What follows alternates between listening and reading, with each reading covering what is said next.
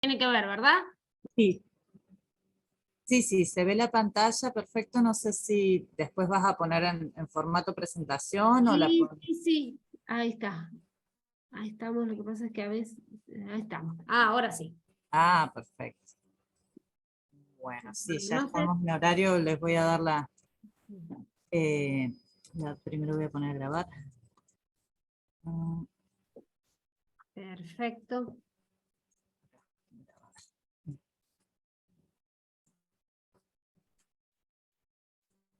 Bueno, buenos días a todos nuevamente. Vamos a dar comienzo a la segunda sesión de esta mañana de la Escuela de Absorción y Ambiente. Primero que nada, les recuerdo a todos los asistentes a la escuela que deben registrar su asistencia mediante el chat. Nuevamente, aunque lo hayan hecho esta mañana para la primera sesión, deben hacerlo nuevamente para esto. También recordarles que deben mantener sus micrófonos y cámaras apagadas. Cualquier pregunta me la transcriben por el chat y yo al término de las charlas se la leo a la doctora Zanini. Doctora, tiene usted una hora y media. Ah, Le una hora y media. recordaré 15, sí, le recordaré 15 minutos antes para que por si acaso se haga bien el tiempo. Perfecto. Eh, bueno, le doy la palabra a la doctora Graciela Zanini, quien nos hablará sobre absorción de solutos en solución acuosa sobre superficies sólidas.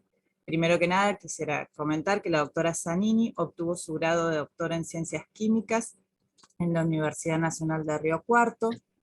Es profesora asociada en el Departamento de Química de la Universidad Nacional del Sur, y parte de sus investigaciones están referidas a los procesos de absorción y síntesis de materiales para la retención, fotodegradación y monitoreo de contaminantes en aguas. Le doy la palabra, doctora.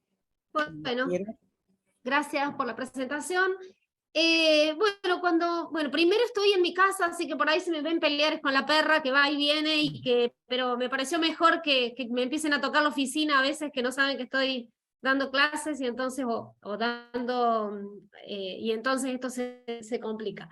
Yo cuando pensé en una escuela, no sé si los participantes ya estaban haciendo absorción, son estudiantes de posgrado, están empezando, así que la idea de esto fue trabajar un poco desde lo básico de qué significa la absorción de solutos en solución acuosa sobre superficies sólidas y, eh, y la idea fue un poco plantearlo. Veo que no van a poder ir haciéndome las preguntas mientras voy hablando, pero bueno, si alguno quiere ir preguntando y hacer y deteniendo, bueno, por ahí está bien si favorece a que se entienda mejor, ¿no?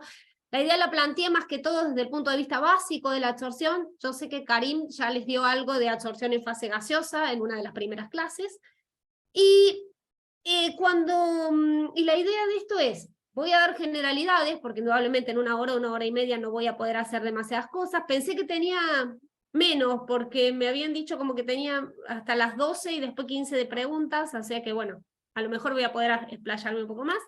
Y de todas maneras les dejo mi correo electrónico si quedaron dudas, si hay algo que quieran preguntar aparte por algún caso particular o lo que sea, me pueden contactar. A ver, ¿cómo hacemos hoy? ¿Por qué ahora no me...? Bueno, ahí está. Bueno, lo primero que nos podemos preguntar o que podemos preguntar en estos casos es ¿qué significa la absorción? ¿Cómo puedo elegir un material absorbente para la sustancia o el contaminante que a mí me interesa? Lo hablo en función del contaminante, sobre todo porque esta escuela está asociada al Congreso de la SACITA.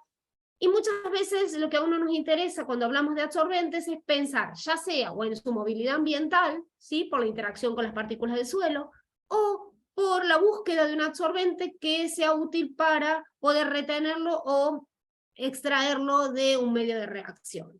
que ya sea que estrictamente solo para retener o para retener y degradar en el caso que lo retengamos sobre, por ejemplo, un fotocatalizador. Una de las cosas que nos puede interesar también averiguar es cuán efectivo es ese sólido para retener el contaminante de interés y cómo hacemos para cuantificar e interpretar macroscópicamente esa retención. Vamos a tratar de hablar un poquito de cada una de esas cosas, así que vamos a comenzar por los procesos de absorción, los conceptos básicos de adsorbato y adsorbente. No me voy a explayar mucho porque, insisto, yo sé que Karim les dio algo de absorción en fase gaseosa. Vamos a hablar de cómo cuantificar la absorción, de qué sería, qué implica hacer un isoterma de absorción. Me voy a explayar un poco en experimentalmente cómo hacer un isoterma de absorción para que nos dé resultados confiables. Hablar un poquito de las teorías de los isotermas de absorción y qué cuidado tenemos que tener al momento de interpretar los resultados que obtenemos de los ajustes con las teorías de los isotermas de absorción.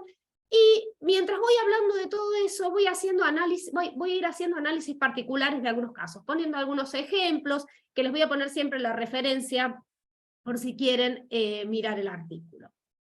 Vamos a empezar entonces diciendo que, voy a sacar primero lo de acá arriba si puedo, bueno, diciendo que las moléculas o iones que se encuentran disueltos en agua pueden interaccionar con la superficie, y ahí pongo partículas coloidales. En realidad, las superficies son superficies sólidas. Lo que se trata particularmente es de trabajar con partículas coloidales, como ya habrán visto, que mientras más pequeñas son las partículas, tenemos la posibilidad de aumentar el área superficial que exponga a esa sustancia que se quiere absorber, por lo tanto podemos de esa manera lograr una absorción más eficiente. Cuando esas superficies o esas partículas coloidales son partículas sólidas, como pueden ser óxidos, arcillas, ciertos materiales que sinteticé, etc., sí le podemos dar el nombre de absorción, ¿sí? Porque ahora, si muchas veces esas superficies son macromoléculas, como pueden ser las sustancias húmicas, por ejemplo, o algunas proteínas, y en esos casos a veces se habla de absorción. Por eso muchos, en algunas bibliografías, cuando esa diferencia no es tan clara, hablan de sorción en general. Nosotros vamos a hablar de absorción porque vamos a hablar, por lo menos en casi toda esta hora u hora y media, sobre la absorción sobre superficies sólidas. Algunos detalles a tener en cuenta es que cuando nosotros hablamos de la sustancia que absorbida, vamos a hablar del adsorbato. Cuando hablamos de la sustancia que se absorbe, sobre la cual se absorbe, vamos a hablar del adsorbente. Y cuando hablamos de la sustancia que potencialmente podría ser absorbida, se suele denominar adsortivo. Cuando uno habla de absorción, lo que se le viene en mente es una superficie sólida, una situación inicial en donde tengamos las sustancias cerca de la superficie sólida, y cuando se produce la absorción, lo que uno se imagina es la interacción o el adsorbato cerca del absorbente, en su gran mayoría si la absorción es eficiente. Pero cuando nosotros hablamos de absorción en soluciones acuosas, es quizás más claro verlo en realidad como un proceso de intercambio entre las moléculas del soluto o del adsorbato y las moléculas del solvente. ¿Por qué? Porque si nosotros tenemos una superficie sólida en un sistema acuoso, vamos a tener sobre la superficie de ese sólido moléculas de agua. Por lo tanto, lo que nosotros vamos a tener en esos casos es, fíjense, acá tenemos un sólido, los círculos abiertos son las moléculas de solvente, que van a ser muchas más que las moléculas de soluto, y las esferas rellenas son las moléculas del soluto o del adsorbato. Como vemos, lo que nosotros vamos a tener es un intercambio, es decir, las moléculas del adsorbato van a tener que hacer un intercambio con las moléculas de agua que se encuentran en la superficie. Por eso lo más quizás correcto, o lo que en realidad no sé si es correcta la palabra, sino la manera de visualizar mejor una interacción o una absorción en fase acuosa es pensar en un soluto, es decir, un adsorbato, que interacciona con los sitios de absorción o en la superficie que se encuentra de alguna manera interaccionando con el solvente que voy a llamar B, y cuando se produce esta absorción, se produce un intercambio de la molécula de adsorbato a esa superficie o a ese sitio de absorción, dejando libre digamos, o fuera de la superficie a las moléculas en fase, a las moléculas de agua, si en este caso vamos a hablar de agua como solvente. Por lo tanto, eso es lo que uno tiene que tener gráficamente, tener idea de lo que ocurre cuando tenemos una absorción en fase acuosa, cosa que en fase gaseosa no lo tenemos, porque en fase gaseosa directamente tenemos el sustrato o el adsorbato en fase gaseosa y la superficie. No tiene nada que le impide llegar a la superficie. Cuando uno habla de la intensidad de una absorción, tiene que tener en cuenta que eso va a depender tanto de la naturaleza química del adsorbato como de la naturaleza química del absorbente. Lo cual, eso lo tiene que tener en cuenta para no decir, bueno, yo quiero absorber este contaminante y empezar a hacer ensayos y error. Uno puede tener una idea desde el punto de vista químico. Yo supongo que la mayoría de la gente que está en esta charla ha tenido una química general. Uno desde el punto de vista químico tiene que ver cuáles serían esas interacciones que puedan favorecer o no esa, digamos, la eficiencia de esa absorción. Vamos a ver. Como dijimos recién, va a depender de quién es el adsorbato y de quién es el absorbente, y los tipos de interacciones que ocurren son las mismas interacciones que todos hemos visto en química general. Es decir, podemos tener, dependiendo de quién sea, como les decía recién, el adsorbato y el absorbente, podemos tener interacciones de London, es decir, interacciones dipolo-dipolo, interacciones de puente a hidrógeno, dipolo-dipolo inducido, electrostáticas, que muchas veces esas interacciones se las llama o se las denomina fisisorción, haciendo alusión a que es una interacción física. Si voy muy rápido, avísenme, o alguien que me diga, porque yo a veces hablo rápido y no me doy cuenta. Y cuando uno plantea esa absorción, como les decía, son interacciones intermoleculares conocidas, pero también puede haber interacciones que sean o que se produzcan por un enlace covalente o un enlace de coordinación entre el adsorbato y el absorbente. En esos casos hablamos de una interacción química o de una quimisorción. Pero tenemos que tener claro que entre quimisorción o fisisorción tiene que ver justamente con un enlace químico. Así, por ejemplo, fíjense, acá tenemos la absorción de una superficie que indudablemente en los sitios de la superficie tenemos hierro. Probablemente sea un óxido de hierro, probablemente sea guetita, ¿sí? Y cuando uno habla de la superficie de este sólido, antes de que se una el fosfato, nosotros vamos a tener una superficie en la que los hierros, ¿sí?, van a estar probablemente dejando expuestos grupos funcionales como estos, ¿sí? Cuando aparece una molécula como fosfato, no perdamos de vista, ¿sí?, que el fosfato está unido a 4 oxígenos, tiene carga negativa. Muchas de estas especies, muchas de estas superficies a ciertos pH empiezan a perder o a ganar protones y tener un primero acercamiento electrostático si quieren, pero cuando se produce la unión lo que tenemos es un intercambio de ligando de fosfato por estos grupos OH, o H2+, o dependiendo del pH en el que esté esa superficie. Cuando tenemos un intercambio de ligando, lo que tenemos efectivamente es una unión covalente. Por lo tanto, eso hablamos cuando hablamos de quimisorción. Tenemos un enlace químico, que puede ser o bidentado, como tenemos acá, o monodentado, es decir, unido por una sola, por un solo enlace. Hay varios trabajos que nos hablan de este tipo de interacciones. También podemos tener algunas interacciones que, aunque sean fisisorción, pueden llegar a ser tan fuertes como estos enlaces químicos, como pueden ser interacciones electrostáticas, sobre todo de algunas arcillas cargadas negativamente, y de algunas sustancias orgánicas cargadas positivamente, como son estas que están acá.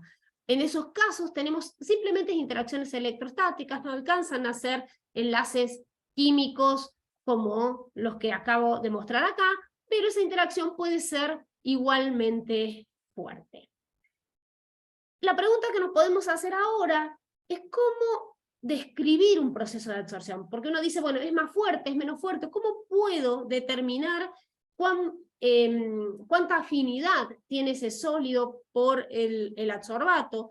Y cómo determinar la eficiencia de un absorbente. Cuando hablamos de eficiencia en general, hablamos de eso, de cuánta afinidad tiene esa superficie por el adsorbato que me interesa absorber.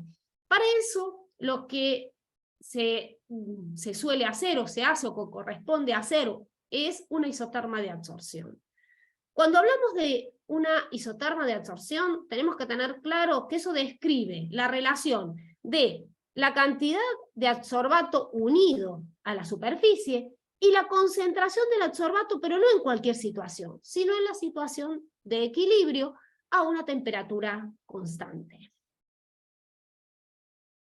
Por lo tanto, si para describir un proceso de absorción necesitamos hablar de una situación de equilibrio, vamos a hablar de que el proceso de absorción lo vamos a considerar como un equilibrio de absorción. Y cuando hablamos de equilibrio de absorción es ese mismo equilibrio que aprendimos en química general, no hay nada nuevo acá. La única diferencia es, bueno, que podemos tener, si el sustrato es gaseoso, hacerlo así de simple a la ecuación, si no, como dijimos recién, si teníamos moléculas de solvente, podemos, si nos queremos poner, digamos, y cuando digo poner exquisitos, es decir, bueno, tengamos en mente que si esto es acuoso y lo escribimos así, tengamos bien en mente que lo que nosotros estamos haciendo es, como vimos recién, hacer un intercambio, ¿sí? Es decir, estamos teniendo el sitio unido a A y que liberamos B, ¿sí? Bien. A ver. Mantener. Uy, perdón. Bien. Para poder ver cómo vamos a hacer, ya sabemos que tenemos que estar en una situación de equilibrio. Ahora lo que necesitamos hacer es plantear algunas definiciones, ¿sí? Para poder ver cómo construir un isoterma de absorción, cuáles son los detalles que tenemos que tener en cuenta. Y, como les decía, para eso tenemos que tener en cuenta algunas definiciones. ¿Qué definiciones vamos a tener en cuenta? Por ejemplo, cantidad absorbida. ¿De qué hablamos cuando hablamos de cantidad absorbida? Si vamos a plantear una isoterma, dijimos, estamos en condiciones de equilibrio. Si estamos en condiciones de equilibrio, la cantidad absorbida en condiciones de equilibrio será la cantidad de sustrato unida a la superficie. Van a encontrar en la mayoría de los trabajos, sobre todo relacionados con ambiente, van a encontrar que la cantidad absorbida se expresa como Q. Y en general, cuando hablamos de eso, hablamos de cantidad absorbida que puede estar en moles, lo van a encontrar en miligramos, lo van a encontrar en diferentes unidades, por masa, ¿sí? ¿Sí? Por unidad de masa, en realidad, más que por masa, por unidad de masa del absorbente. ¿Estamos? Ahora, pueden encontrar en otros trabajos, o en algunos libros, que en lugar de hablar de cantidad absorbida, les hablan de concentración superficial o exceso superficial, que se los describen con la letra gamma mayúscula, y que si bien tiene ciertas consideraciones termodinámicas que nosotros no vamos a ver acá, en realidad cuando uno habla de exceso superficial es cuando lo expresa como número de moles o cantidad de soluto sobre área, y en general sobre metro cuadrado de la sustancia o de la superficie con la que uno esté trabajando.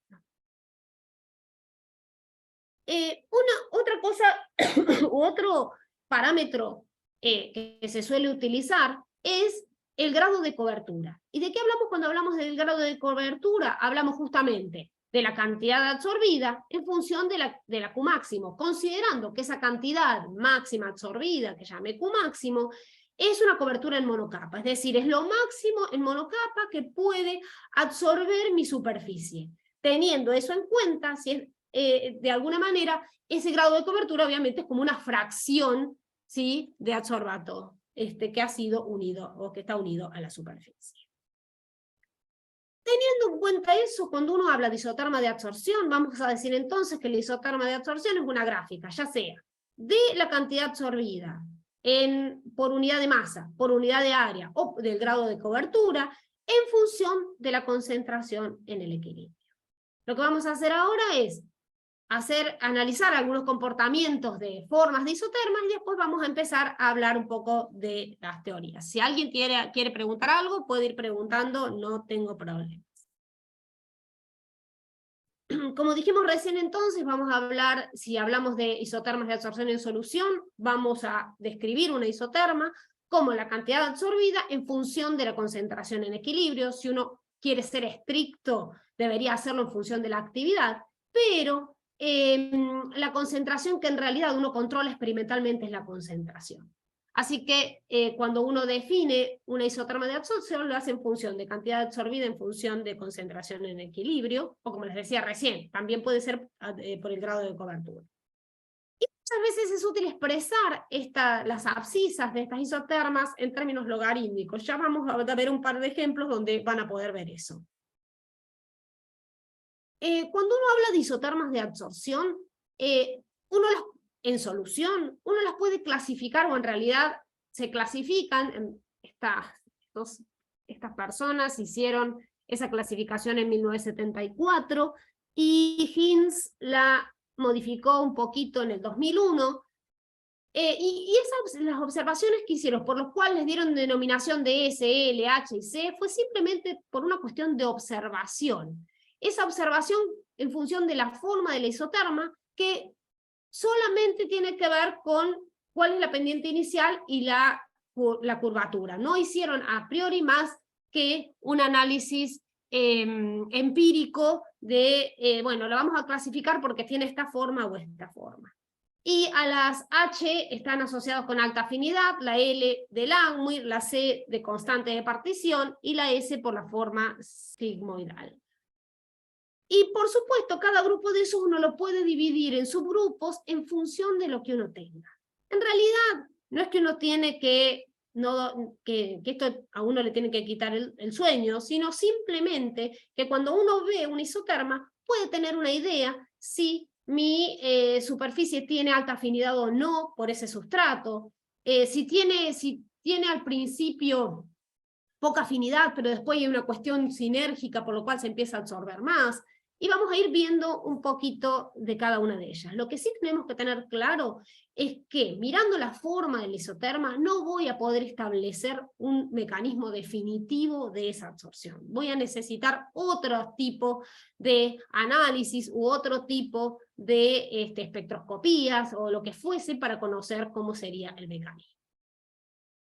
De esta forma, las clasificaciones básicas uno las puede tener como fíjense que acá tenemos cantidad absorbida en función de la concentración en el equilibrio. Si tenemos la C, simplemente es una partición, fíjense que tienen simplemente una pendiente. En el caso de las L, lo que van a ir viendo es que la pendiente al comienzo va a ir disminuyendo a medida que transcurre la absorción, que tenemos un plató en algunos casos, podemos no tenerlos, en todos casos se llama L. Las de alta afinidad tienen esta forma donde a bajas concentraciones están totalmente casi pegadas al eje. Vamos a ver un ejemplo de qué significa eso de que esté casi pegado al eje. Y las que tienen esta forma S van a tener una primera instancia donde, fíjense, va creciendo la pendiente y después donde va bajando, indicando una baja afinidad, al principio bajas concentraciones, ¿sí? Y una mayor afinidad a altas concentraciones, como si hubiese algún tipo de sinergia una vez que se comienza a absorber. Si analizamos cada una, ¿sí? Vamos a analizar, fíjense, no más de lo que vimos recién, pero cada una de ellas puede tener subgrupos. ¿Qué quiero decir? Que uno puede tener un isoterma en forma de L, que es lo que tienen acá, que no llega a la cobertura. ¿Qué quiere decir que no llega a la cobertura? La cobertura sería donde el tita que es la cantidad, ay, pensé que lo tenía escrito acá, perdón, es decir, donde ese tita 1 sería la cantidad absorbida sobre el Q máximo, ¿sí? Si esto es igual a 1, significa que todo lo tengo absorbido en monocapa. Al principio no llega, pero puedo tener situaciones en las que sí llegue ahí. También puedo tener situaciones en las cuales después que llegó a la monocapa empieza a absorberse aún más y volver a llegar a otro plató. Puedo tener así Las del tipo H, fíjense que son exactamente iguales, nada más que tenemos esta situación a bajas concentraciones. En este caso, como lo veíamos recién, tenemos una sinusoidal, pero si nosotros aumentamos la concentración, podemos encontrar con esta situación o con esta situación. En estos casos uno puede pensar que puede llegar a tener interacciones atractivas solutos-solutos que puedan causar una absorción cooperativa, es lo que les decía yo recién, o algún tipo de sinergia, ¿sí? Que al principio las moléculas no tengan mucha afinidad por la superficie, pero cuando se empiezan a absorber, esas que se absorbieron empiezan a hacer algún tipo de absorción cooperativa.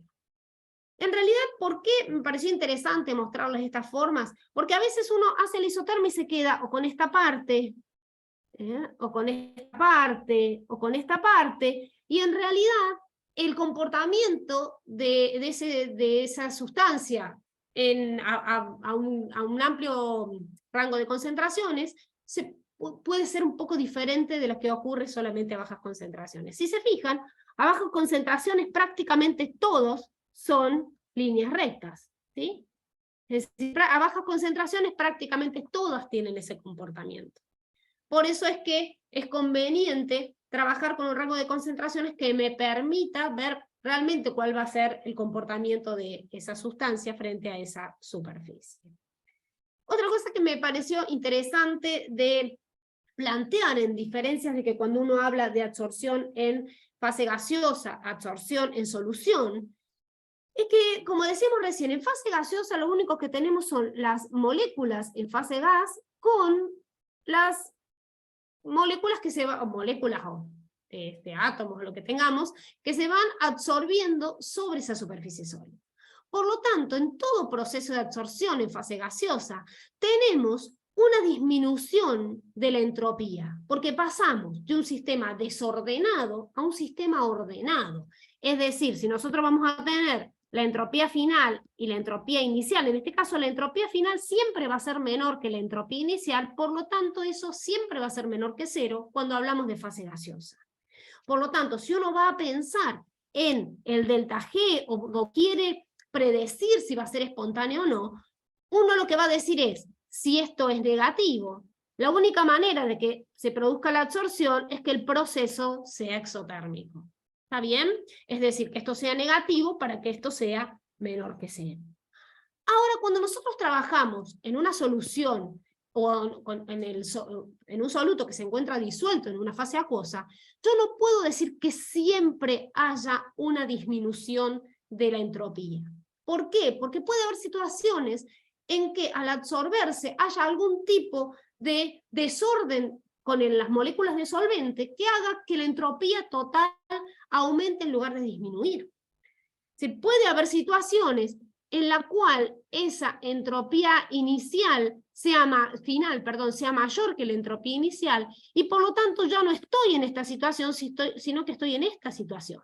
Por lo cual, el delta H, es decir, la entalpía puede ser o positiva o negativa. En este caso yo no puedo decir de manera muy fresca, bueno, sí, el delta H, toda absorción va a ser exotérmica. En este caso, cuando hablo de solución acuosa, tengo esa precaución o tengo que tener en claro que no siempre esa variación de entropía va a ir hacia una situación de orden.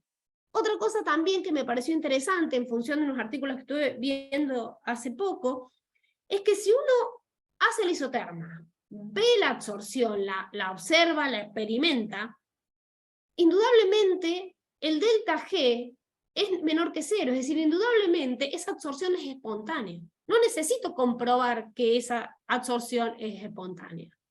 Por otro lado, también tengo que tener claro que cuando yo trabajo en el laboratorio y veo esa absorción de manera espontánea, estoy viendo esto. Por lo tanto, cuando yo lo calculo con otras propiedades termodinámicas en las que voy a decir, donde voy a hablar del delta G0, tengo que tener cuidado porque voy a decir, bueno, la reacción es espontánea, el delta G0 es menor que cero, pero yo no estoy trabajando en condiciones espontáneas. No estoy trabajando en condiciones estándar en mi laboratorio. Entonces esas son consideraciones cuando uno hace análisis termodinámicos, sobre todo de reacciones en solución, que tengo que considerar. como les decía recién, ¿por qué puede ser que, fíjense, acá tenemos, si tenemos una molécula donde tenemos rodeada de moléculas de agua, de moléculas de solvente, puede que cuando se absorba tengamos un sistema más desordenado que el anterior, cosa que nunca nos va a pasar en fase gaseosa. Y lo que sí me pareció importante, sobre todo, insisto, cuando pensé en preparar esta clase, no sabía, me pareció que muchos de ustedes podrían haber empezado a hacer alguna isoterma de absorción, otros están empezando, otros tienen todavía algunas dudas, y entonces el planteo sería, ¿cómo hacemos una isoterma experimentalmente en el laboratorio? ¿Qué cuidados, qué recaudos tengo que tener? El primer recaudo que tengo que tener es hacer una cinética de absorción, por lo menos a 1 o 2 concentraciones, para estar en claro que cuando yo realizo isoterma voy a estar en una condición de equilibrio.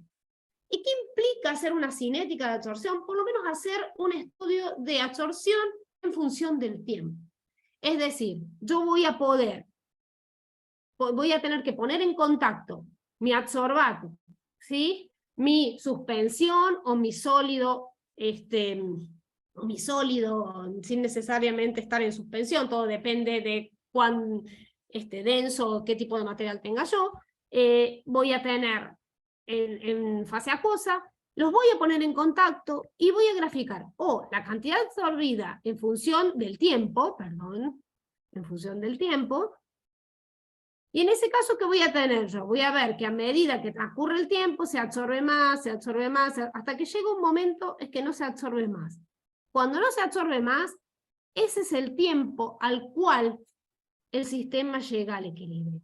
Puedo hacerlo a través de la cantidad absorbida, o puedo hacerlo también a través de cómo va disminuyendo la concentración inicial. Es decir, yo puedo trabajar con la concentración en solución que me va quedando en el sobrenadante en función del tiempo. Entonces, esta va a ser mi situación inicial. Si se me absorbe, ¿qué voy a hacer? Me va a bajar, va a bajar, va a bajar, ¿hasta cuándo? Hasta que va a llegar un momento en que no cambio más. Ahí estoy en el tiempo de equilibrio. ¿Sí? Eso es importante porque si yo no estoy trabajando al tiempo en el cual mi sistema llegó al equilibrio, no voy a estar haciendo una isoterma de absorción.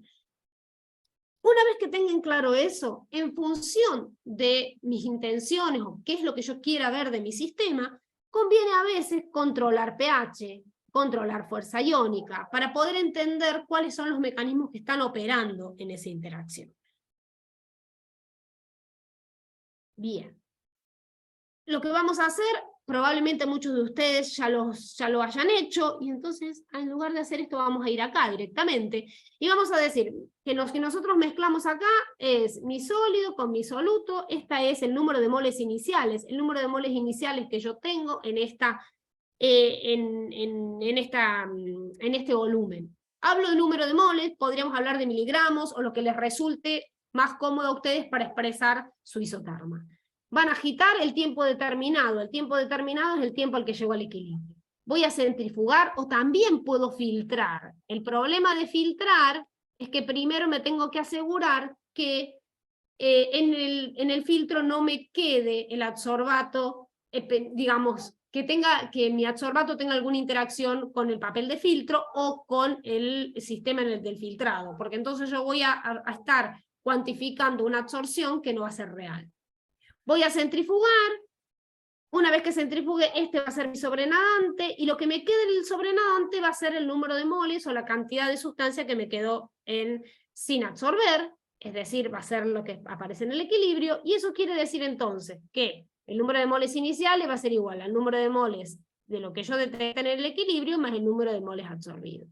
Por lo tanto, el número de moles iniciales menos el número de moles en el equilibrio va a ser donde voy a poder calcular el número de moles absorbidos, o los miligramos absorbidos, o en función de lo que lo haga.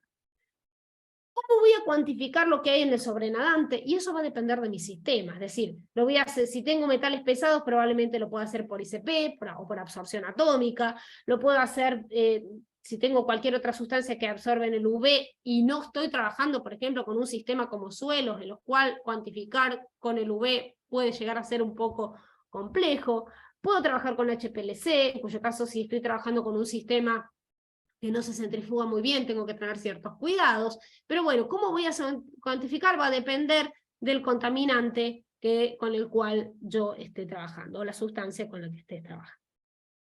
Fíjense, este es un ejemplo de una isoterma donde tenemos una, que sería, si uno la analiza en función de lo que vemos, sería una H, tenemos una alta afinidad, es de un pesticida catiónico sobre una superficie, y la primera pregunta es, ¿cómo me doy cuenta? ¿Por qué sin hacer ningún cálculo? ¿Por qué sin sacar una constante? ¿Por qué sin hacer nada de eso yo puedo darme cuenta que esta isoterma tiene alta afinidad? Miren, acá tenemos 1, vamos a tomar el punto 1, 2, 3, 4, hasta el punto 5. Si se fijan, serían, las concentraciones iniciales son estas, 1, 2, 3, 4, 5. Es decir, va de 25 micromol por litro a 150 micromol por litro. Todas estas eran las concentraciones iniciales. Miren la concentración en el equilibrio. La concentración en el equilibrio de todos estos es casi 0. Eso quiere decir que yo puse esto inicialmente, esto y esto, y a esa concentración todo el equilibrio está desplazado hacia la absorción. ¿Está bien? Por lo tanto, eso quiere decir que la afinidad es muy grande. Y fíjense que por encima de esta concentración ya llegué, en este caso, al plató. ¿Qué quiere decir? Que independientemente de la cantidad que yo agregue inicialmente, se me va a absorber, fíjense, siempre la misma cantidad. Es como si cuando llegué acá, ya llegué prácticamente a una saturación de monocapa, de todos los sitios disponibles para ese sustrato. Esta isoterma también me hace ver que también hay que tener cuidado cuando uno trabaja con porcentajes de absorción. Porque si yo estoy trabajando en estas concentraciones, con este sólido, voy a decir mi sólido sirve para, me absorbe el 100%. Ahora, si yo estoy trabajando en estas situaciones, yo no voy a decir que mi sólido me absorbe el 100%. ¿Sí? Porque yo puse inicialmente esto, se me absorbió esto, y fíjense, para este caso, si se me absorbe lo mismo que para este caso, voy a tener en solución, en este caso me va a sobrar más que en este. Eso quiere decir que voy a hacer un análisis, que voy a tener que tener cuidado con el análisis que hago. Por eso, cuando ustedes van a ver en los artículos que les comparan porcentajes de absorción con diferentes materiales, en realidad, si uno quisiera sacar una conclusión real de si mi material absorbe más o menos, tengo que tener en cuenta el rango de concentraciones en el que está trabajando, o por lo menos cómo les dan, o qué forma tiene esa isoterma de absorción. ¿Sí? Vuelvo a insistir, acá a mí me daría casi un 100% de absorbancia, mientras que si estoy acá, ya no me daría un 100% de absorbancia. Bien.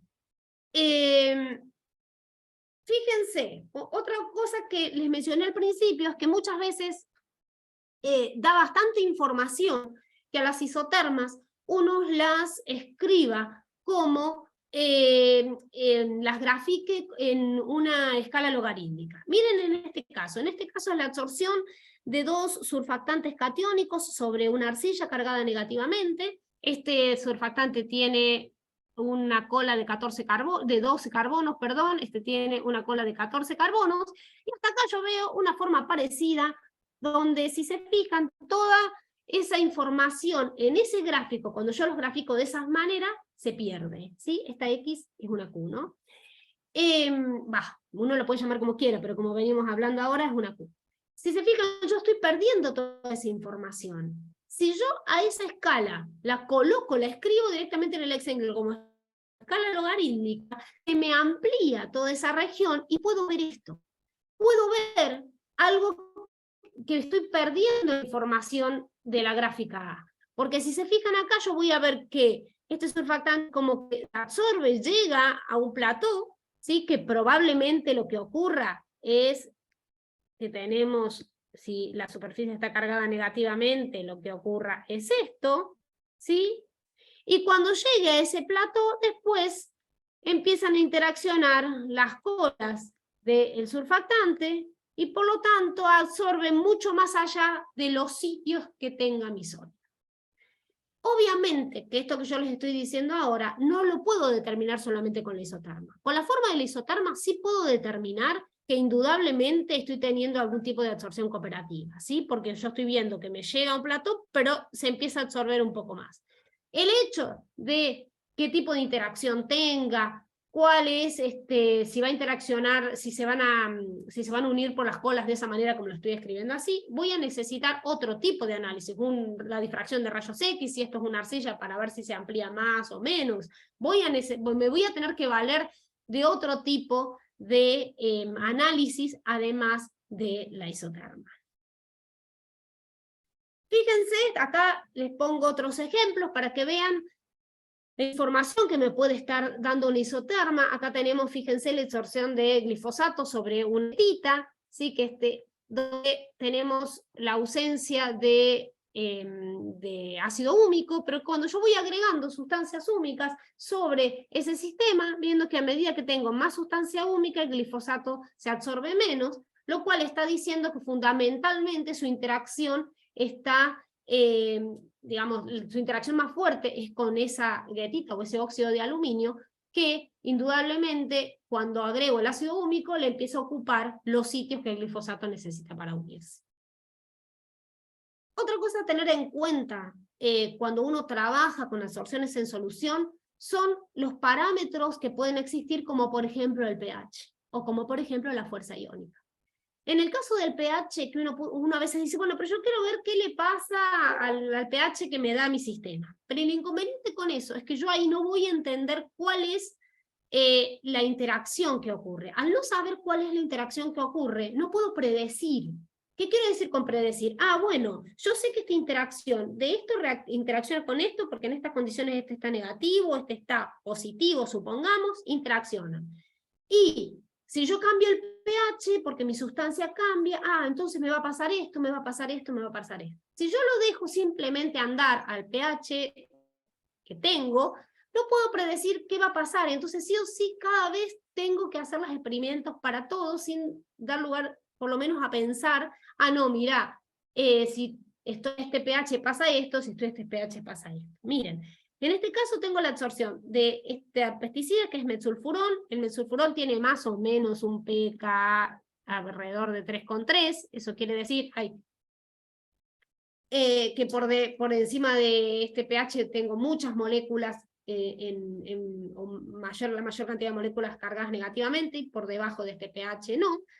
Y si trabajamos, fíjense, en este caso tenemos, esto es una absorción directamente en suelos. Si uno lo hace solamente absorbe en suelos, sin hacer nada más, va a describir la situación solo para ese suelo.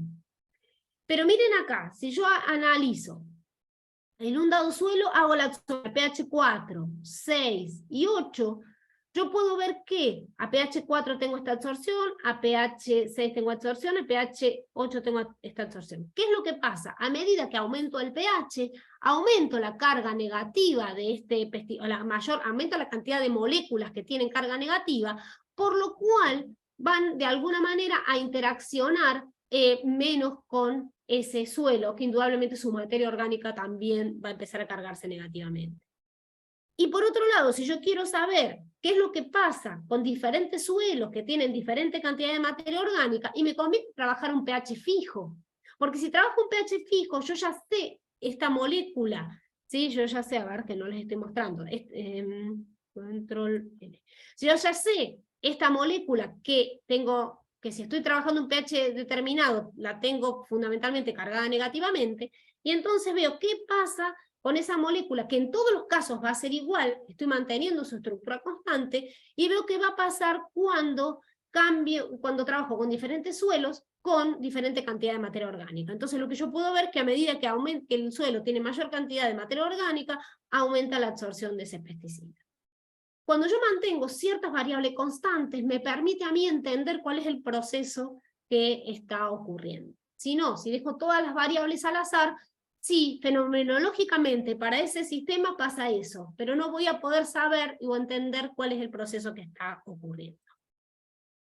Fíjense, cuando uno habla de isoterma de absorción, puede trabajar tanto en suspensión como con diferentes materiales. Esto es, si se fijan, es la misma tipo de isoterma que nosotros vemos acá. Y sí, es el mismo tipo de isoterma porque es la misma arcilla, es el mismo adsorbato, pero la diferencia está que ahora están esa arcilla incluida dentro de un hidrogel en forma de perla, y lo que vemos es que también tenemos esta forma. ¿Qué me está diciendo eso? Que la afinidad por la arcilla sigue siendo importante aun cuando está incluida en este sistema polimérico, porque indudablemente para este caso este polímero no modifica la interacción entre ese adsorbato y la arcilla.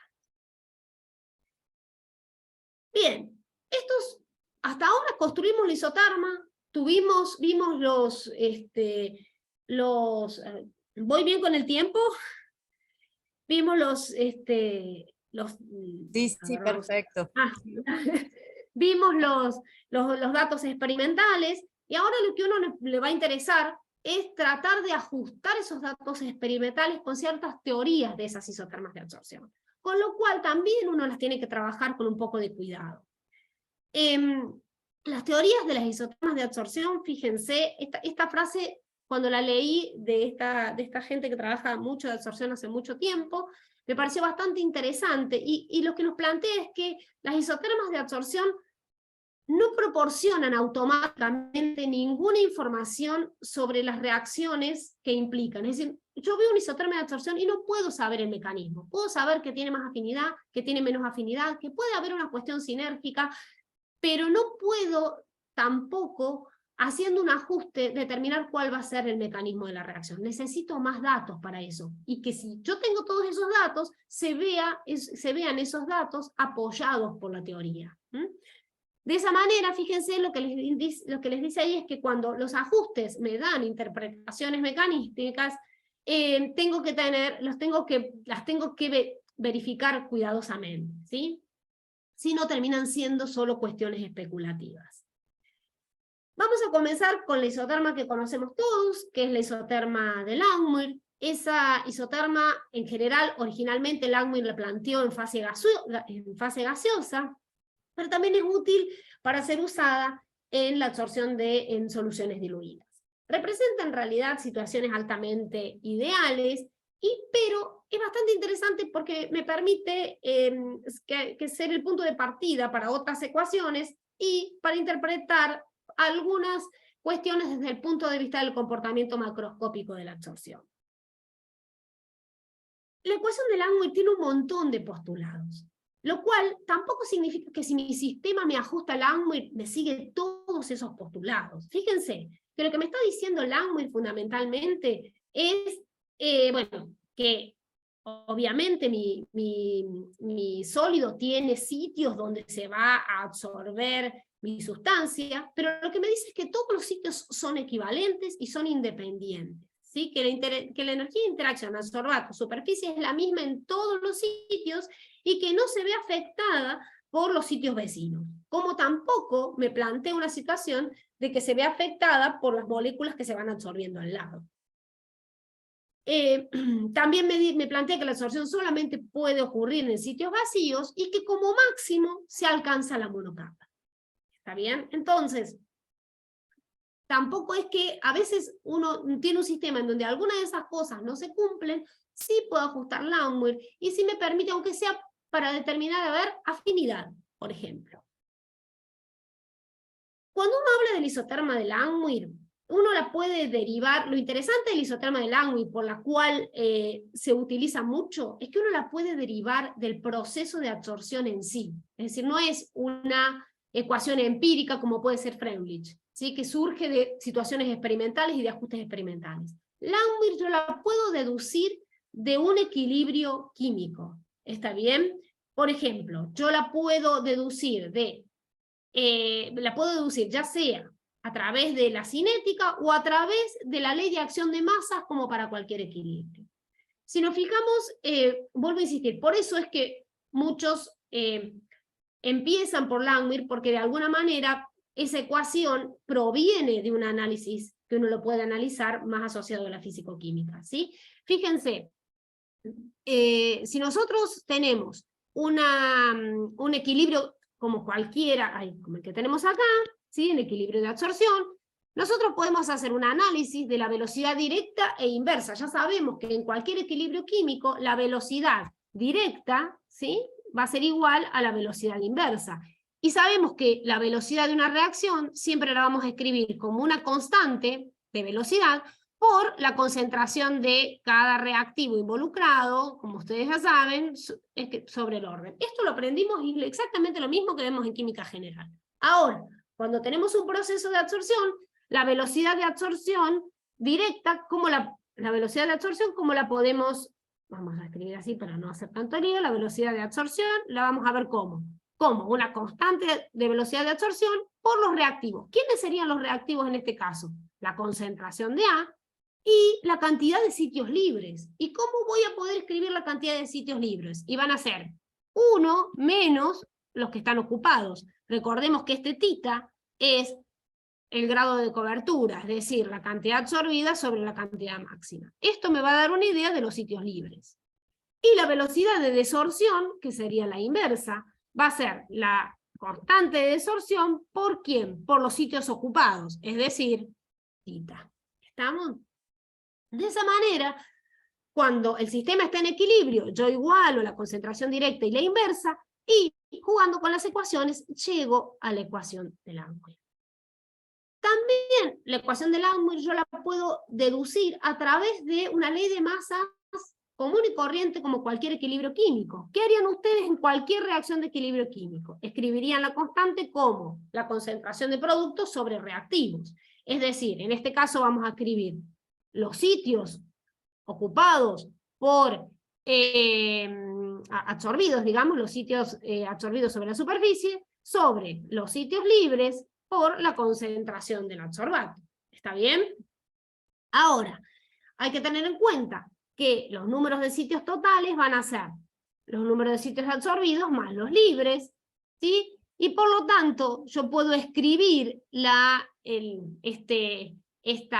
grado de cobertura como QA van a ser los sitios que tienen absorbido A, y Q máximo van a ser el número total de sitios. ¿Estamos de acuerdo? Cuando uno juega con esas ecuaciones, es decir, despeja la concentración de sitios acá y despeja la concentración de sitios acá y los iguala, llega a esta que es la ecuación de Langmuir, que seguramente han visto mucho más que esto, pero son exactamente iguales. Es simplemente escribir el grado de cobertura. Fíjense, el grado de cobertura que es QA sobre Q máximo.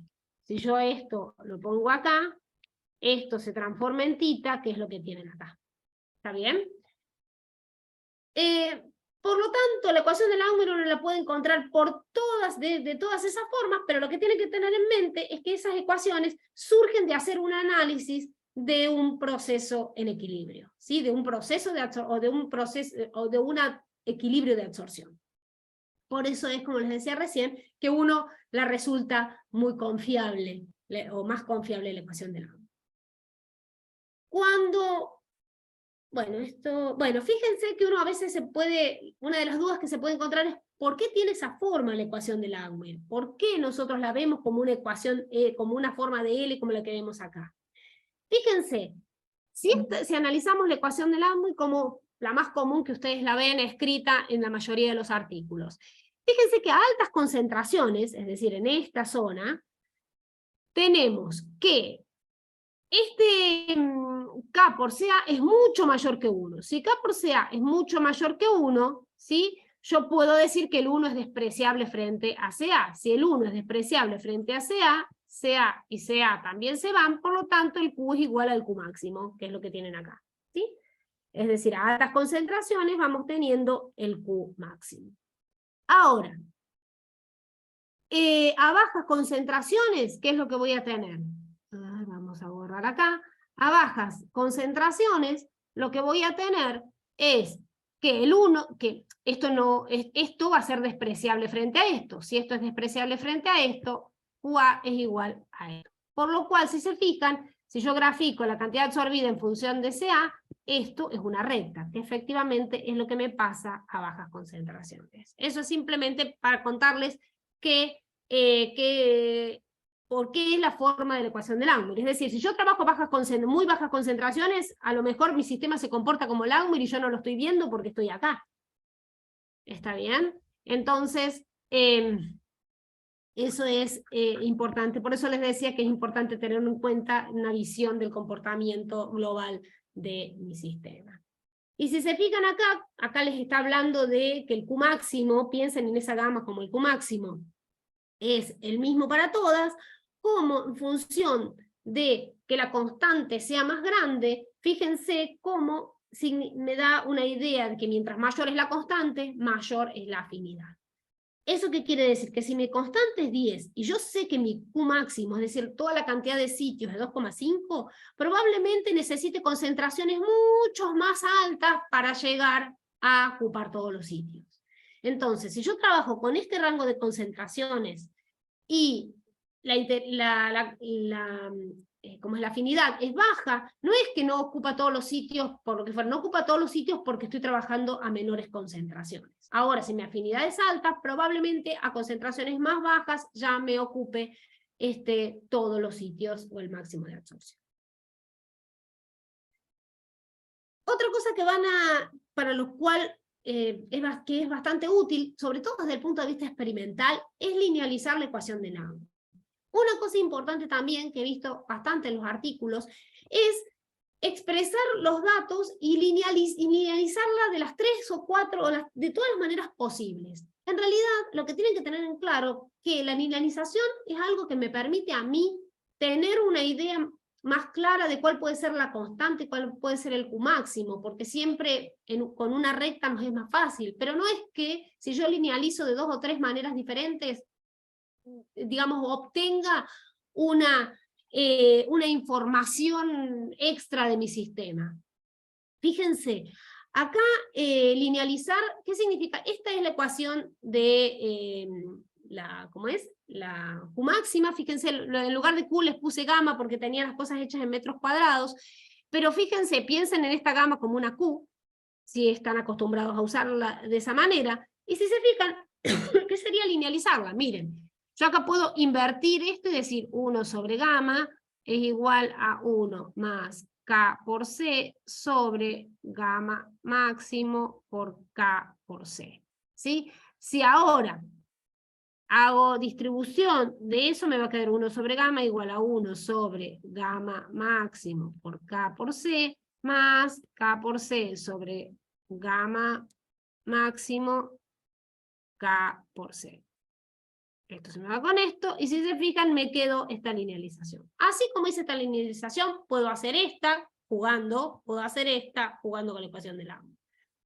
¿Para qué puedo querer hacer una linealización? Imaginen que yo hice el experimento.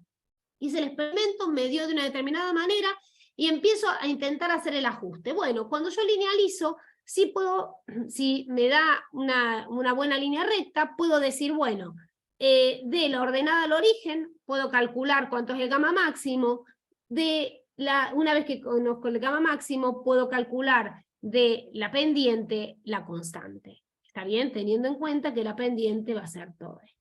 Y después intento ver si puedo ajustar esos datos con la isotérmica. Cosa importante, cuando hago esas cosas, no creo con los ojos cerrados en lo que me da el programa sin entender mi sistema. ¿Qué quiero decir con eso? Que si yo ya sé, porque le hice por la interacción que conozco, porque conozco mi sólido, o lo que fuera, que tengo una cantidad de sitios equivalente a 2,5, ¿sí? Como puede ser en el caso de una arcilla. En el caso de una arcilla yo puedo conocer cuántas cargas negativas tengo por gramo. Entonces, si yo ya conozco el número de sitios totales y ya más o menos sé dónde va a ser mi Q máximo. Entonces, si lo que me sale de la linealización no es, quiere decir, bueno, que probablemente hay algunos datos experimentales que no están bien, y bueno, ¿qué datos experimentales pueden no estar bien? Miren, cuando yo hago 1 sobre gamma máximo en función de 1 sobre C, estoy haciendo esto, mientras más grande es esto, quiere decir que la concentración es más chica. Eso quiere decir que lo que me domina la recta son las concentraciones más pequeñas, que son donde cometo más error al momento de cuantificar.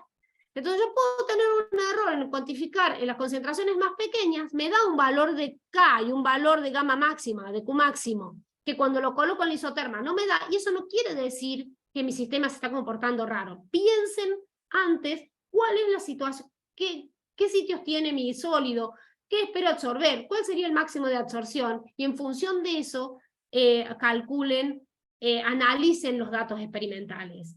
No sé si se entiende un poco lo que quiero decir, porque muchas veces uno hace estos cálculos y dice, bueno, la constante me tiene que dar algo, y no me ajusta los parámetros, y los ajusto sin ningún sentido físico. Y lo ideal es que yo los ajuste con sentido físico, ¿sí?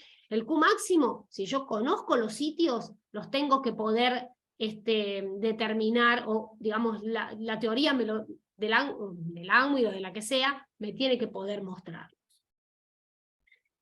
Bueno, fíjense, acá sí hago esta linealización, estoy haciendo énfasis en las altas concentraciones, porque estoy graficando sobre C, ¿sí? Mayores concentraciones son las que de alguna manera me dominan el fiteo, el ajuste de esa recta.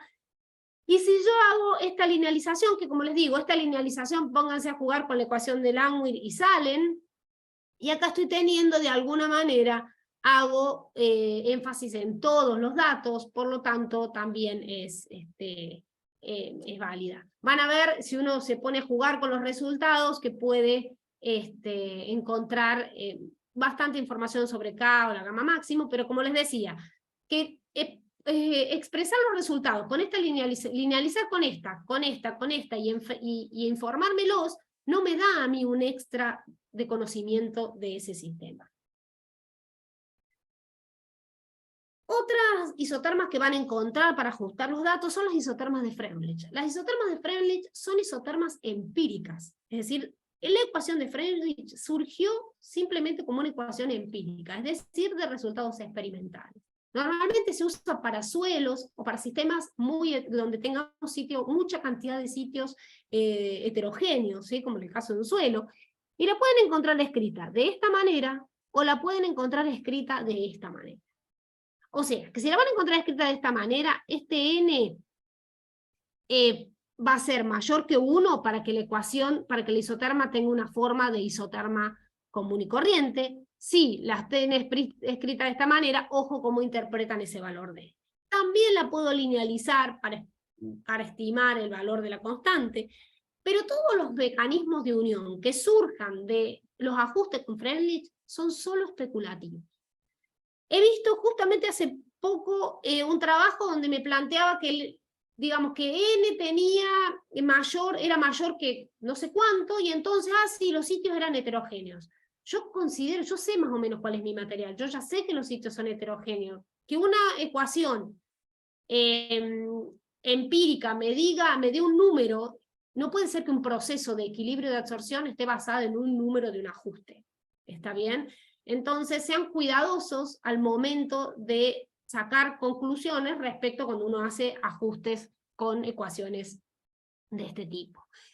Fíjense, que n mayor que 1 me dé esto, que n igual a 1 me dé una recta, o que n mayor que 1 me diga esto, lo que uno viendo la forma ya se da cuenta. ¿Qué quiere decir esto? Que mi sistema tiene bastante afinidad por la superficie, acá no tiene casi nada de afinidad por la superficie, ¿sí? Y acá prácticamente estoy en una situación de partición. ¿Estamos? Por eso es que hay que tener cuidado cuando uno hace, uno establece mecanismos de si es pis-sorción, quimisorción, teniendo en cuenta el valor de n. ¿Está bien? Porque uno va a ver si es quimisorción o pis-sorción, necesita tener otros datos, ¿sí? Un infrarrojo, una difracción de rayos X, algo que me esté diciendo que tengo un enlace covalente o no lo tengo. Bien, bueno, esto es más o menos lo que habíamos visto recién. Y una cosa que yo creo que yo estoy un poquito, así que por ahí voy a ir un poquito rápido, para no cansarnos tanto, pero en realidad la isoterma de Langmuir lo que me permite a mí es a veces trabajar con situaciones en las que tenga varios componentes. Yo puedo tener varios componentes, una misma superficie, y trabajar la ecuación de Langmuir para poder ajustar esos datos experimentales. También me puede pasar que pueda tener un solo componente y una superficie con varios sitios, y tratar de analizar cada uno de esos sitios de manera independiente con una ecuación de Langmuir. Fíjense, si yo tengo dos situaciones en las cuales tengo un adsorbato sobre una superficie, fíjense, acá tengo el adsorbato A y el adsorbato B, yo voy a poder plantear un equilibrio para cada uno de ellos. La única diferencia ahora es que esos sitios, no solamente voy a tener algunos que estén libres, sino voy a tener algunos unidos por B y algunos unidos por A. Puedo plantear la constante de equilibrio como la planteamos recién, y si uno trabaja con estas ecuaciones, que lleva un tiempito hacerlo, por eso no lo vamos a hacer acá, uno puede encontrar una manera para de una expresión de la Q máxima, perdón, de la Q absorbida, de cada uno de ellos, ¿sí? Pudiendo de esta manera tener dos parámetros de ajuste que pueden ser la constante de unión de A y la de B.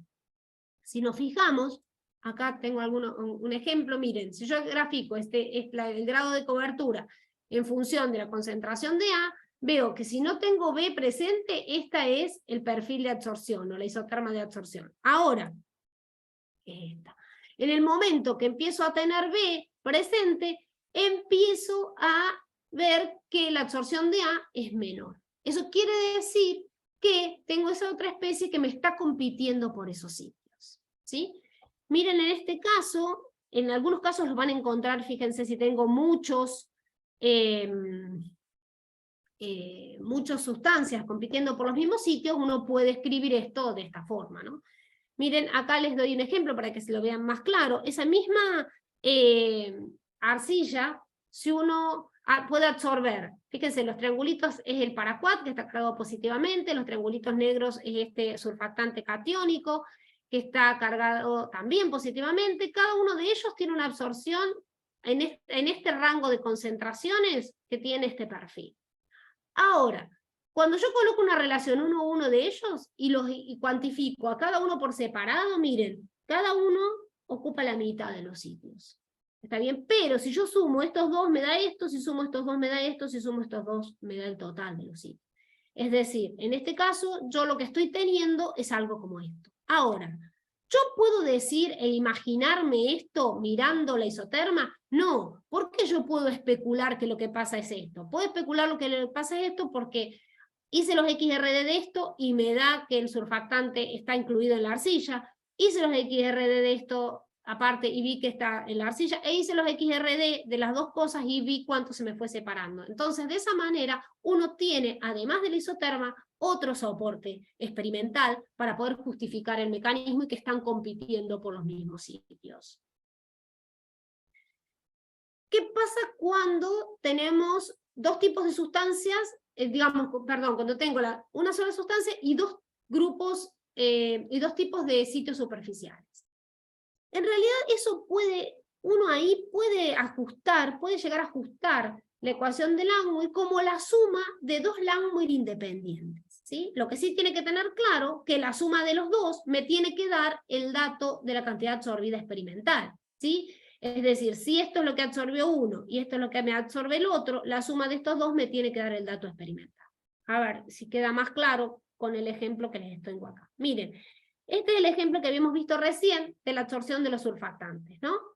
Si uno lo mira de este lado, uno puede decir, bueno, ¿qué pasa si yo lo puedo interpretar como la absorción de dos sitios? ¿Por qué lo puedo interpretar como la absorción de dos sitios? Porque lo que yo puedo pensar, como les decía recién, era que de primera instancia el surfactante ve un único sitio. Cuando ya llegué a esta situación, las moléculas que quedaron en solución, lo que están viendo es este sitio. Entonces están viendo otro tipo de interacción, están viendo otro sitio. Entonces yo puedo ajustar una Langmuir acá, ¿sí? Pensando que esta interacción es la interacción de mi surfactante con la superficie, y otra Langmuir acá, que es lo que ustedes ven acá, ¿sí? Que ajuste ahí. Que sería la otra parte, sería una Langmuir, a ver si me voy para atrás, acá, ay no, me fui para adelante, una Langmuir que me ajuste la primera parte y una Langmuir que me ajuste la segunda parte. Pero cuando yo sumo esto y esto, me tiene que poder dar la Langmuir que me ajuste todos los datos, ¿sí? Ahora, cuando yo analizo esos resultados, por eso les decía, sumado los XRD y a todo lo demás, yo puedo decir, si se fijan, que por lo menos para yo voy a tener bueno, acá está escrito el logaritmo de constante de alrededor de 3, y otro que no un valor de constante que no tiene nada que ver. Y en el otro surfactante que tiene otras colas carbonadas, fíjense que más o menos el valor de la primera parte es lo mismo, como si la primera parte efectivamente el mecanismo estuviera relacionado con la misma interacción, y la otra, la interacción de las colas, son diferentes porque tienen mayor cadena carbonada. Bueno, esto es más o menos lo que estaría pasando con, pensando en una arcilla también que se expande.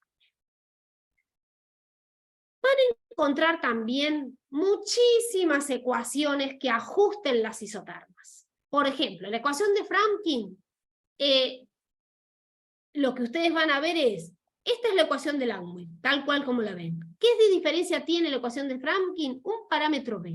Cuando el B es igual a 0, estoy en una situación de Langmuir que llegamos a monocapa y no tenemos problema. Cuando el B tiene un valor distinto de 0, me está diciendo que tengo interacciones atractivas o repulsivas entre las moléculas que se absorben. ¿Está bien? Entonces, en función, si ese valor de B es mayor que 0, fíjense a una concentración determinada, dijimos, si es mayor que 0, tenemos interacciones repulsivas. Por lo tanto, si tenemos reacciones repulsivas, fíjense a una concentración dada, a medida que el B es más grande, nos está diciendo que la concentración, hace que la...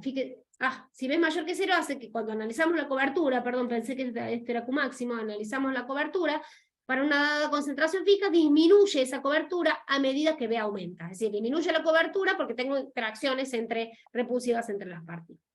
Si es B menor que 0, fíjense que lo que estamos viendo es una mayor interacción con la superficie. De todas maneras, eso va a depender del sistema que ustedes tengan. Fíjense, esto que les muestro acá son la cantidad de ecuaciones en función del sistema que uno puede tener. Uno puede mezclar Langmuir y Freundlich, Langmuir. Lo importante que uno tiene cuando uno hace esas cosas es que la teoría me tiene que soportar algo del experimento, que no solamente tengo que tener la isoterma, ver y decir, bueno, este mecanismo pasa por acá, por acá, por acá. No, yo más o menos tengo otros argumentos, otros datos experimentales, y después con los ajustes puedo avalar esos resultados. Por eso les digo acá que cuando uno habla de modelos de absorción, las isotermas son solamente una descripción de los datos macroscópicos y no me dan definitivamente un mecanismo de la reacción, y que para obtener mecanismos de reacción tengo que ir a realizar otro tipo de investigación molecular, como puede ser la difracción, la microscopía electrónica, las técnicas como infrarrojo, etc.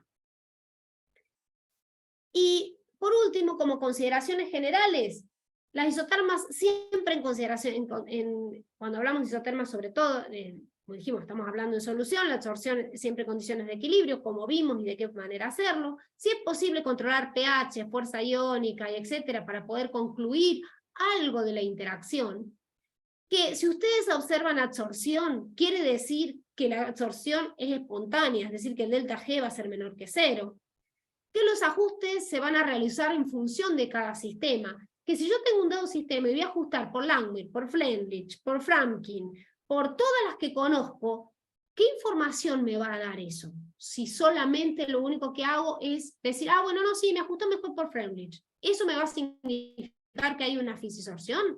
Esas son las preguntas. Yo lo que pretendo con esta clase es abrirle la cabeza a los artículos que leen. Hay un montón de artículos que hacen eso, sí. Lo que digo es, fijémonos cuando leemos esos artículos, si decir que me ajuste por Langmuir, que me ajuste por Freundlich, que me ajuste por Framkin significa algo. Es decir, tengo que primero tener otro pool de datos experimentales y que esa teoría pueda decir, bueno, sí, miren, pasa esto. Pero hacer una batería de ajustes para decir cuál ajusta mejor, tampoco me da mucha información de mi sistema. Es muy especulativo decir que por un determinado ajuste tengo una determinada interacción. Y por último, como les decía, que la ecuación de Langmuir ajuste los datos experimentales no necesariamente implica que mi sistema cumple todos los postulados de Langmuir.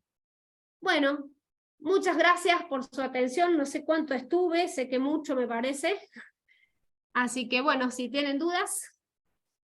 Bueno, hermosa la charla, doctora. Muy, muy clara y sobre todo útil, me imagino, para los chicos. No, de tiempo estuvo perfecto, todavía tenemos algún tiempo para preguntas. Justamente quería leer unas preguntas de Jonis, que más o menos ya han sido respondidas durante la charla, pero por ahí podría como sumarizar. Johnny pregunta: ¿qué técnicas son las más recomendables para complementar la información dada por la isoterma de absorción respecto a un mecanismo de absorción?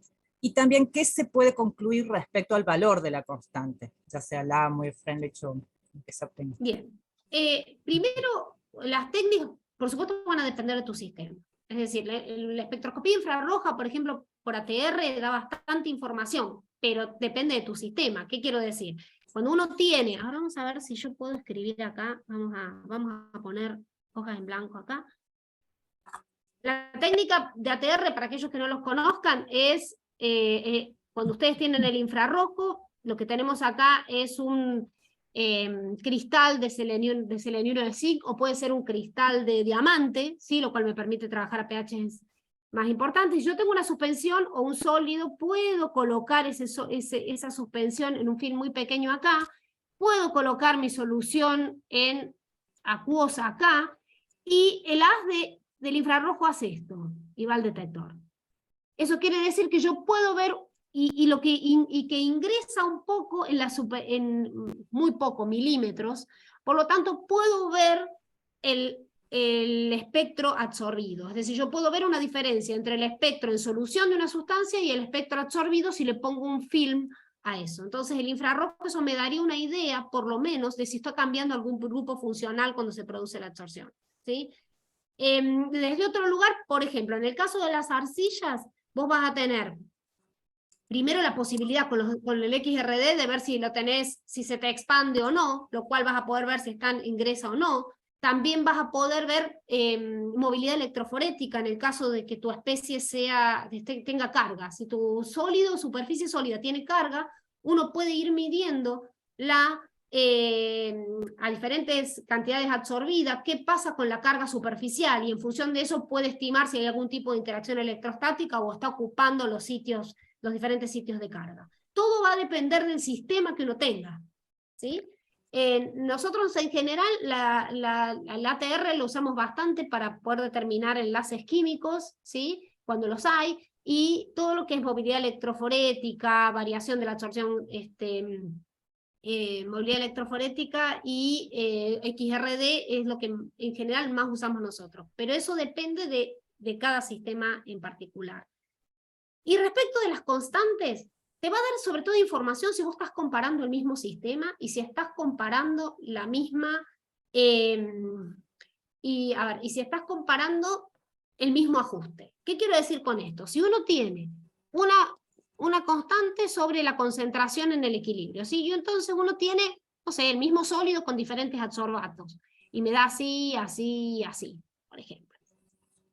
O en el caso como recién que cambió el pH. Si yo ajusto todo por lo mismo, si quieren por Freundlich, si quiero ajustar con Freundlich y que obtener un valor de K interesante, por ahí puedo trabajar una concentración determinada, o puedo trabajar a un N igual a 1.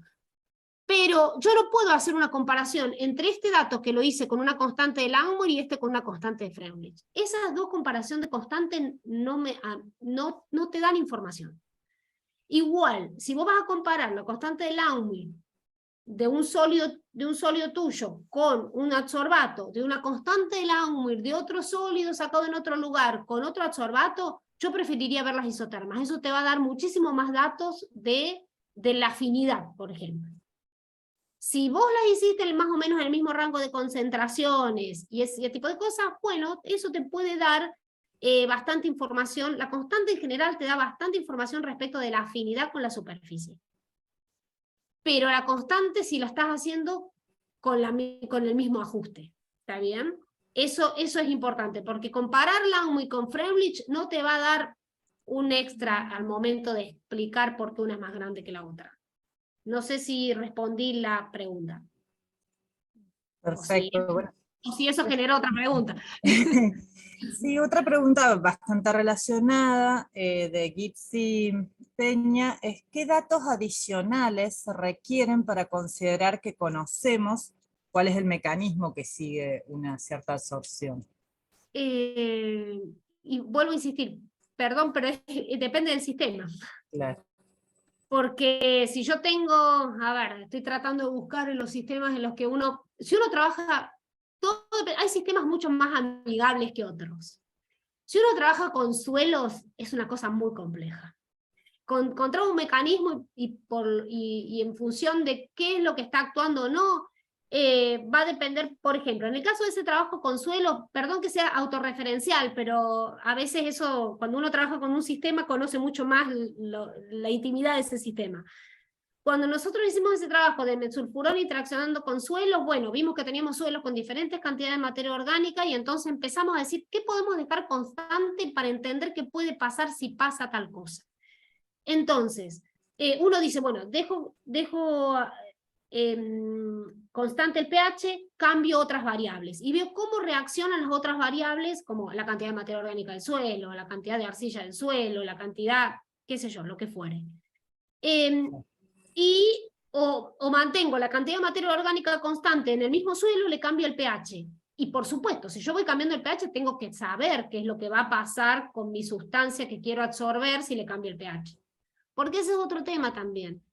El pH me puede dar información inclusive de lo siguiente. Si yo tengo una sustancia que cuando se está absorbiendo varía el pH, me puede estar diciendo de que mi superficie me está liberando oxidrilos, por ejemplo.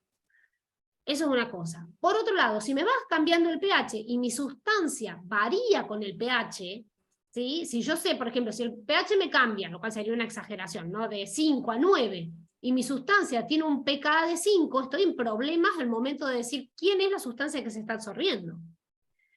Entonces lo importante es tener una noción química de las cosas que quiero absorber y qué le puede pasar cuando junten. ¿Cuáles son las características o toda la información que yo tengo que tener? Va a depender de lo que tenga. Por ejemplo, si yo tengo una arcilla, sí me voy a fijar en el XRD me va a dar mucha información, sobre todo por la expansibilidad, si tengo una arcilla expandible, perdón. Ahora, si yo tengo un óxido de hierro y le estoy absorbiendo, por ejemplo, como en ese caso, glifosato, sacar XRD a diferentes cantidades de glifosato absorbido no me va a dar ninguna información. No sé si se entiende. Todo depende del sistema que yo tenga.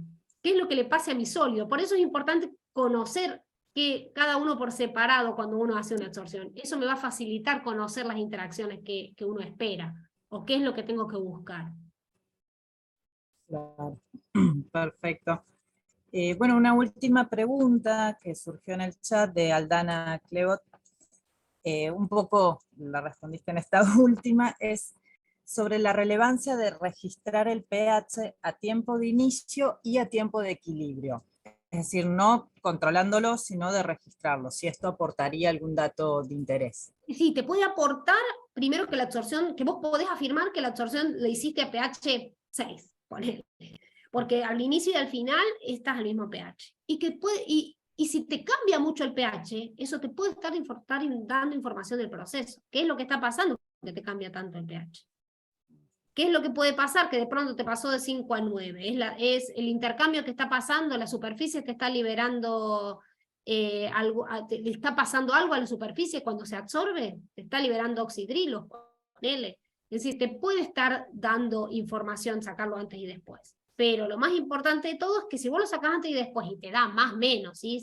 Tengamos en cuenta el error experimental, tampoco es que si me cambió de 5 a 5,2 me voy a enloquecer de que pasó algo, pero si hice la absorción, estuvo las horas que llegó al equilibrio, pasó de 5 a 9, y cada vez que lo hago me pasa de 5 a 9, primero yo no puedo informar a qué pH hice la isoterma. Y por otro lado, bueno, indudablemente ahí está pasando algo, tengo que empezar a buscar de qué otra manera puedo saber qué es lo que está pasando. Claro. Y en ese caso, ¿recomendarías que se haga un control de pH si se ve que cambia mucho? Y si yo quiero informar, lo importante de eso es que yo después, si quiero informar a qué pH hice la isoterma, voy a tener que controlar. Sí. Es decir, yo ahí puedo hacer las dos cosas juntas. Puedo controlarlo para decir, bueno, a ver, ¿qué pasa si yo la hago a pH? ¿Me da lo mismo si yo controlo el pH siempre y me aseguro que te da pH 6? Estoy diciendo pH 6 por decir, ¿no? Y si no lo controlo, entonces ahí puedo forzarlo para informar el pH real de la absorción, y por otro lado, bueno, empezar a investigar qué pasa que me está cambiando el pH cuando hago la absorción. Porque Claro, eso me puede dar una idea del mecanismo de la reacción. perfecto, clarísimo. Bueno, en el chat no han surgido más preguntas. Voy a esperar un poquito por si alguien quiere Se anima a preguntar. preguntar algo más, ¿sí? Sí, hay muchos comentarios, por supuesto, de excelente tu presentación y agradecimientos. Bueno, Y gracias. La verdad que la idea original cuando pensé en esto es pensar para aquellos que están empezando a hacer una isoterma y que dicen, bueno, ¿por dónde empiezo? ¿Cómo hago esto? ¿Qué cosas tengo que controlar? Porque en general parece una cosa fácil, pero cuando nos ponemos a trabajar en el laboratorio nos encontramos con un millón de cosas y que después no sabemos cómo resolver o cómo explicar o cómo encararla, ¿no? claro, por eso mismo decía la charla muy útil. Acá surgió otra pregunta de Daniela Nassini.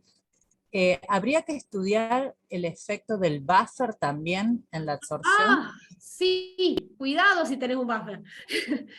Cuidado si tenés un buffer. Es decir, ¿qué quiero decir con cuidado si tenés un buffer? No sé qué es lo que estás estudiando y para absorber qué es lo que estás absorbiendo. Pero, por ejemplo, si vos me decís, bueno, mira, estoy haciendo absorción de proteínas y la verdad que si no la tengo en un buffer estoy en inconveniente, bueno, tenemos que tratar de ver que ese buffer en lo que la tenés no te afecte la absorción de tus proteínas. Pero como las proteínas en general se pueden absorber a todo, uno puede obviarse eso. Pero, por ejemplo, fíjate en el caso de que yo estoy haciendo a ver si lo tengo por acá. Fíjate, si yo estoy haciendo absorción de glifosato, vamos a ver si tengo la fórmula del glifosato a mano, que va a ser más fácil porque me la acuerdo de memoria. Está. Si yo tengo la absorción de glifosato, que es este, y tengo un buffer que es fosfato, estoy al horno si yo quiero interpretar esa absorción. Entonces, si estoy trabajando con un buffer, me tengo que asegurar que el buffer no me va a afectar de ningún punto de vista mi superficie para la absorción de mi sistema. Si el buffer lo estoy teniendo solamente para mantener el pH y no tener que estar mirando, ¿sí? Es un inconveniente el tema. Por un lado, ¿qué cuidados tengo que tener? Si tengo un buffer, me tengo que asegurar que ese buffer no interfiera en la interacción con la superficie. Si no tengo un buffer, ojo con poner kilos y kilos de ácido y base para cambiar el pH, porque entonces estamos cambiando la concentración. Pero si lo voy a hacer con ácido hidróxido de sodio, voy a tener que ponerlos muy concentrados y trabajar con gotitas y ser muy cuidadosos, que tampoco de pronto, uy, me pasé, estoy a pH 10, uy, vuelvo, estoy a pH 4, uy, me pasé, estoy a pH 10, porque entonces estoy modificando tanto las cosas que estoy teniendo un inconveniente al momento de, digamos que en realidad vos decís, pobre superficie, hizo esto, se le fueron los protones, tomaron los protones, que por ahí puedo llegar a modificar algo en la superficie. Ahora, si vas trabajando con buffer, tené cuidado que ese buffer no te afecte. Por ahí no te afecta, qué sé yo, tenés un buffer de lo que sea que no te afecta, pero asegúrate de eso. Claro. Sí, acá nos dice Daniela que es muestras de óxidos de hierro las que trabaja. Claro, por eso, pero depende de lo que vos quieras absorber. Si vas a absorber arsénico y el buffer es de fosfato, el arsénico vos lo tenés como arseniato. Tratá de que ese buffer no te esté ocupando los sitios que vos necesitas para el arseniato, por ejemplo. Bueno, muchísimas gracias. Nuevamente felicitarte por la clase. Así Bueno, que muy gracias. clara y muy Gracias por la útil, invitación a dar la escuela. por Y bueno, supuesto. cualquier duda les dejé a la gente mi correo acá, que me escriban tranquilamente, que me recuerden quiénes son, porque si no, entre todos los mails que llegan, que decir, bueno, estuve en la escuela, o tengo esta duda, no tengo ningún inconveniente. Perfecto, muchas gracias por tu disponibilidad. De nada. Bueno, Bueno, ahora a seguir, ahora hacen el descanso y a almorzar, váyanse a almorzar. sí, tal cual les iba a recordar a los chicos entonces que a las 14 nos volvemos a reunir para proseguir con la escuela. Bueno, nos vemos en esa cita, espero que encontrarme con ustedes por allá. Ustedes me van a conocer, yo no, pero bueno, bueno, Ahí, mucho, ahí seguro te van a bombardear a preguntas. bueno, espero. Bueno, nos vemos Gracias. entonces. Chao. A ver cómo. Bueno, chicos, les recuerdo entonces eso, que a las 14 se sigue con la sesión de la tarde de la escuela.